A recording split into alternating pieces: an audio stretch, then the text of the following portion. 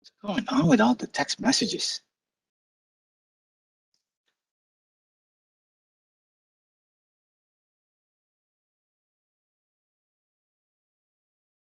Chairman, we are live. Great, thank you. All right, let's begin. Good morning to all attending the RTA's virtual meeting of the Board of Directors.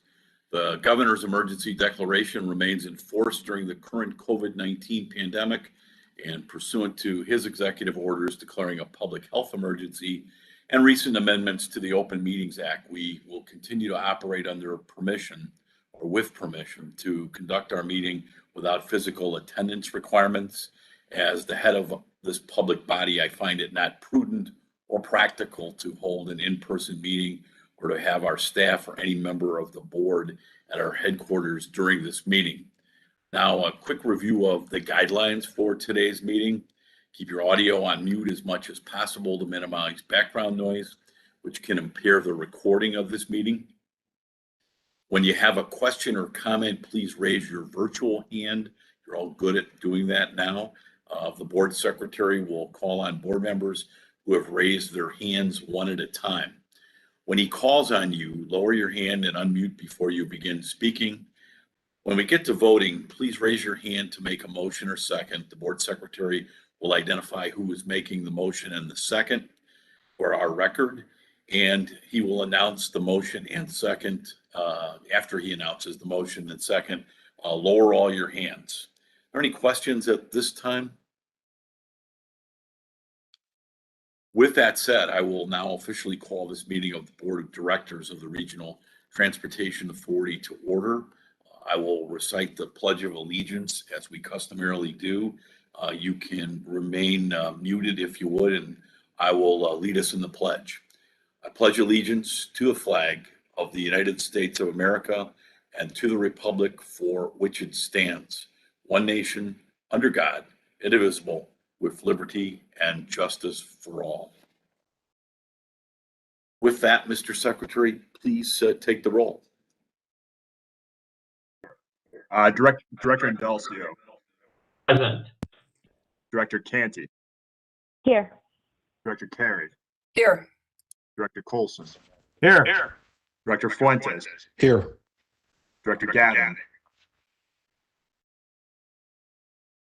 Here. Director Gorman. Here. Director Groven.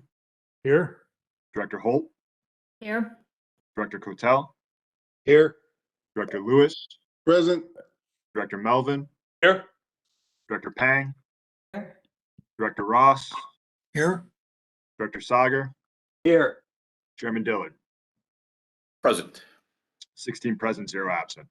Thank you. And as always, thank you very much for your dedication to this board and perfect attendance. Before we begin, I just want to thank my fellow RTA Board of Directors members on the hard work and long hours that were put in over the last 48 hours in order to reach a consensus on today's critical agenda item. I particularly want to thank Directors Carey, Colson, and Melvin, who I appointed as a little subcommittee, and Director Holt. Thank you so much for your outreach to individual board members and your push for regional compromise. Thanks to all the board members. You've all been great. You've offered incredibly valuable comments and had great comments and questions during our board meeting on Wednesday, and I can't thank you enough. With that, I will turn it over to the first agenda item, and that's item 3, and that's the public comments section for today's meeting. We ask the public to submit their comments via electronic mail. Mr. Secretary, do we have any comments of anybody in writing today? We have no public comments submitted at this time, Mr. Chairman. Okay, thank you. So we'll go to item 4A, and that's the ordinance authorizing the execution of the American Rescue Plan Act federal funding allocation agreements between Northeastern Illinois, Northwestern Indiana, Southeastern Wisconsin, and approving the allocation of the American Rescue Plan Act federal funding to the service boards. And with that, Leanne, you want to make a presentation here, please? Yeah, I'll just kick it off and then I'll turn to Director Carey. So good morning, everyone, and thanks for joining us again this week for this special board meeting to consider the proposed allocations of the American Rescue Plan funds, which is just a reminder, I think we all know, but it's the third federal COVID relief package, and we refer to it as ARP. As you recall, there was a lot of productive conversation and debate earlier this week, but no consensus was achieved in that meeting on Wednesday. So further discussions among board members, whom Chairman Dillard had tasked on Wednesday with coming to some common ground, have led to a revised proposal on the ARP allocations, which I will just kind of kick off today and then turn to, as I mentioned, to Director Carey. So as the first, if we can go to the next slide, please. So the first part of the ordinance that you are considering today is unchanged from Wednesday and addresses the funding split of 1.5 billion in our greater Chicago, Indiana, and Wisconsin urbanized area required by the FTA. We have signed agreements from both Wisconsin and Indiana in hand and available for review. That is the key piece that we had to accomplish too off the top. You can see the precise allocations on this slide with the Illinois portion representing the RTA region's share. There are no changes to these figures from what you saw on Wednesday. They are the same figures that we had previously presented to you.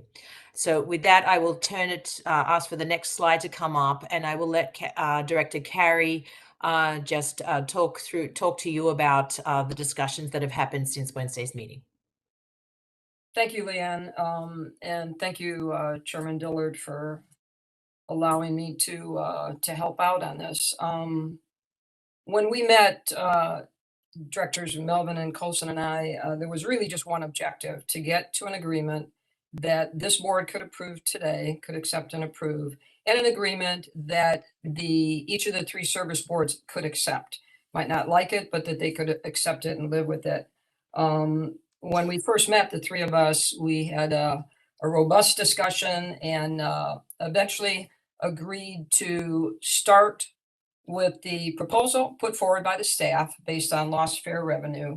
But we knew so we agreed at that at a starting point. And we also knew that we agreed rather quickly on the need to put language into the ordinance that enabled us to take a second look at this at some point down the road. And you'll find that, I'm sure you've all seen that language in there, to enable a reallocation in the budget process a year from now, should any financial circumstances change that affect one or more service boards.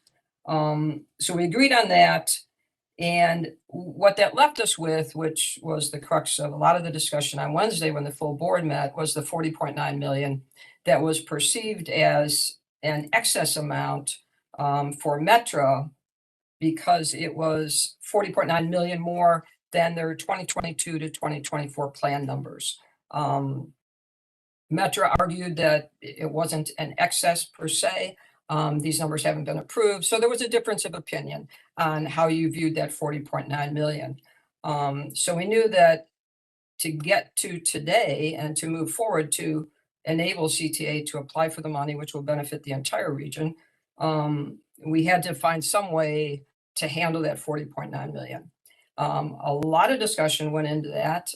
We started with an idea that Director Sager had put forward, which was to divide it based on percentages along the lines of the CARES Act division. So we talked about that. And after much back and forth, I'll just cut to the chase, we had gotten to where we wanted to make PACE whole and give them enough money to cover their projected expenses. And at late yesterday, and I have to thank Director Holt, who put forward an idea that was acceptable to all three service boards, and that is effectively to take 3 million from the amount that Metro would get if you divided it along the CARES percentages and give that to PACE. So CTA still stayed with the same 20.7 million. Metro gets 10.9 million and Metro gets 9.3, PACE gets 9.3 million. So that is essentially the change you see in the allocation. So it's a $3 million shift from that you see in the ordinance, $3 million shift from Metro to PACE. Metro was okay with that. We had conversations directly with Jim Derwinski at Metro. He was accepting of that. And that's where we are today. And is it something everybody's happy with? No.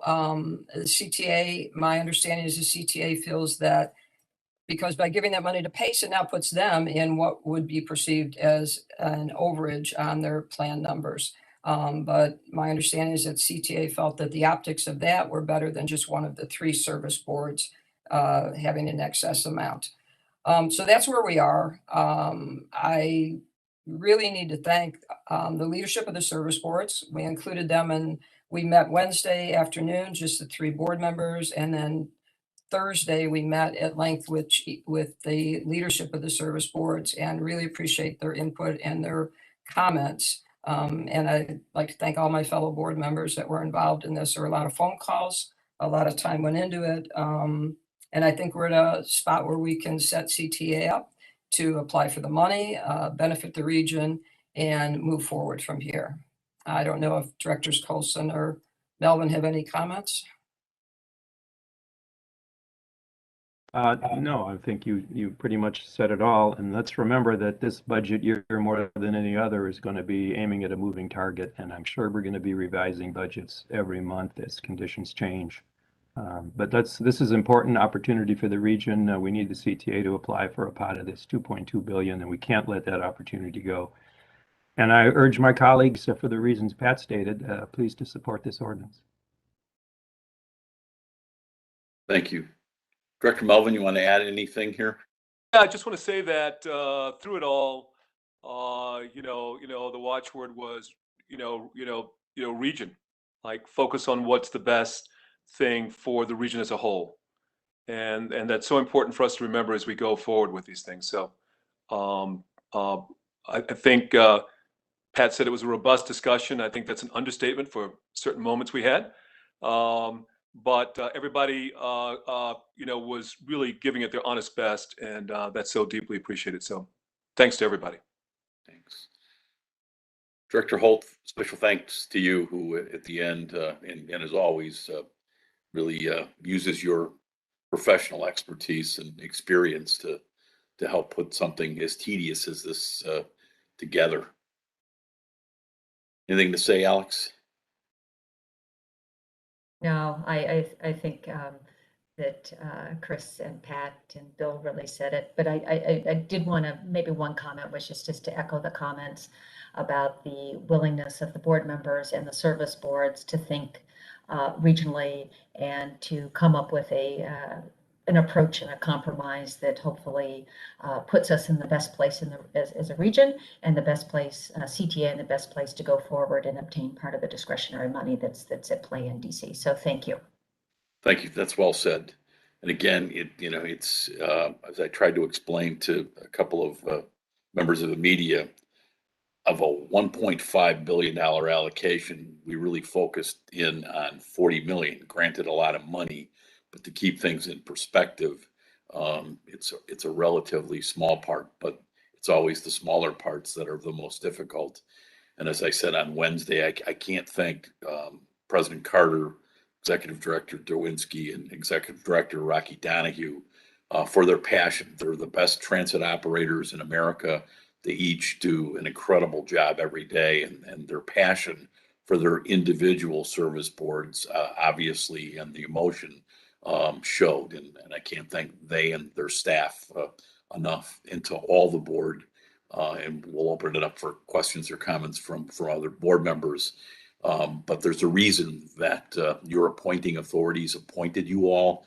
We have a tremendous board with just phenomenal experience in their private sector lives. And, you know, you show that every month to the RTA, and I deeply appreciate it. You're all such pros at what you do, and you bring so much. Any other questions or comments before we entertain a motion or second from any of the board members? Dr. Sager or anybody? JD? One moment, Mr. Chairman, I'm just scanning some hands.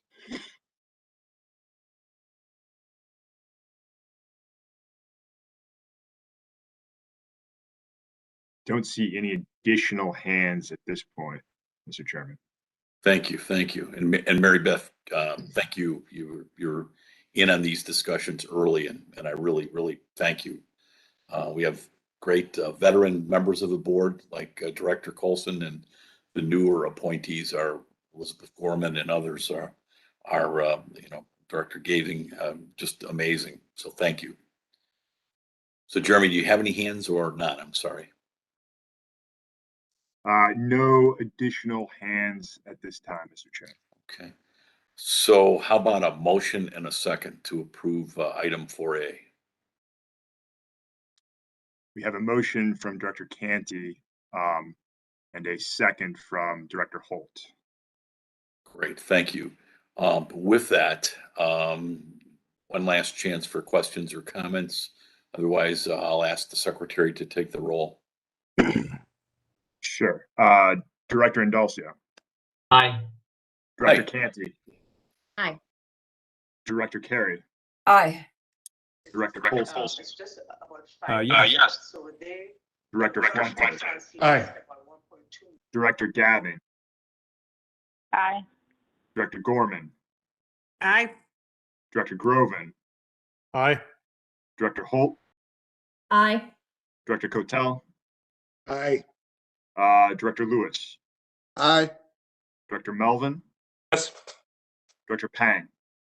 Yes. Director Ross. Yes. Director Sager. Yes. Chairman Dillard. Yes. So with that, item 4A is adopted. And again, thank you on behalf of all the regional riders and the people we represent. This is another good, tremendous effort at making sure that we are the great stewards of the public and the riders' monies, and a great regional solution. So thank you again very much. Any new business to come before the board today? One moment, Mr. Chairman. I see Director Ross has a raised hand. Yes, Director Ross. Thank you. It took me a couple minutes to find the unmute button.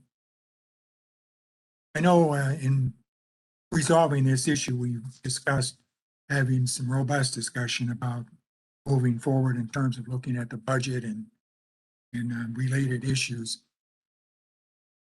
I, for one, have been impressed with the fact that Metra has been willing to compromise in these discussions, especially on this one. And there's one area over the years that's kind of mystified me in a way, I guess, and that is that Metra has never been eligible for some of the discretionary funds that are available to the other two service boards. And so, Mr. Chairman, I would like to request that we have staff take a look at that issue and provide us with some background on discretionary funding. Also with a view as to whether Metric would be eligible and should be allocated a portion of any discretionary funds going forward.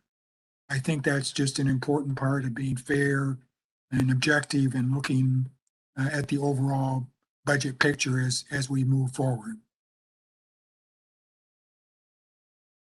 Thank you. That is that request is certainly in order. And Leanne and B and Bill and everyone on the staff, if you would do that, make sure you reach out to all three service boards for their viewpoint on what Director Ross has brought up here. So make sure you talk to all three service boards to get their thoughts on this, and then obviously love to hear what B and and the staff think of this. But JD, thank you very much. Just one other comment too, Mr. Chairman, if you don't Yes, sir. mind. And I haven't discussed this with any of my fellow board members, so they may not share my position on it. But I want to compliment our staff for the recommendation that they put forward. I don't believe that the board is obligated to accept staff recommendations. I'm not suggesting that at all. But we've asked our staff to think out of the box and bring us recommendations that don't necessarily conform to formulas and things of that nature. But when discussions get tough, it seems like we have a tendency to want to fall back to those positions. I'm not suggesting that's what happened on this one. I think at some point we need to have a discussion about exactly what it is we expect of the staff and in fairness to them. And again, I know they're all paid employees, and you can argue to a certain extent they're paid to be beat up on by board members, but having been an administrator and the CEO of a public organization, that's also a very tough position to be in. So I just like for us to, we told the civic groups that we wanted to be more open and transparent and consider new ways to look at things. And I think if we really want our staff to do that, then we have to find a way to be affirmative of their work without, again, necessarily accepting any recommendation that they throw out there to us. That's all I have to say on that point. And again, I'm not sure my fellow colleagues agree with me, but I just felt the need to say that anyway. No, thank you. Thank you very much. Having run a major community college, you're very sensitive to all of the components that go into it. So thank you. It's well said. Any other? Yeah, Yes, Mr. sir. Chairman, I see a raised hand from Dr. Sager as well. Hi, Doctor. Good morning.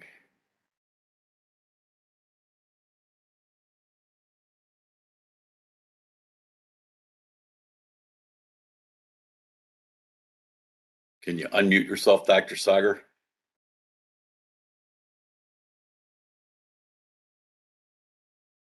There we go.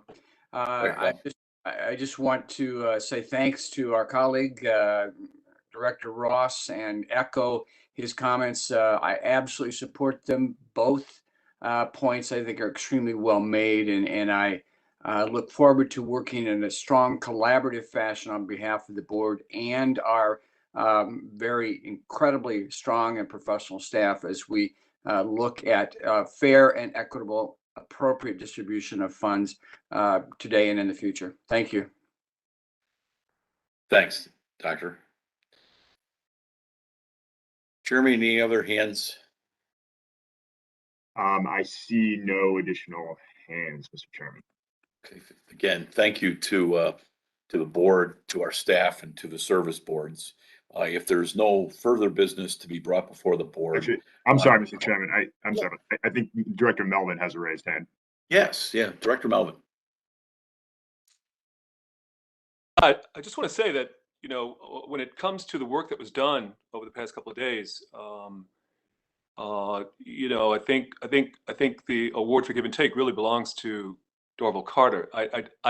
Certainly PACE would not have gotten its allocation had it not been for his insistence that it be so. And while all of us talk about inclusion and equity, that was missing in that original proposal. It was only there because he made it happen. So I just want to mention that since Director Ross made his comment. Thank you.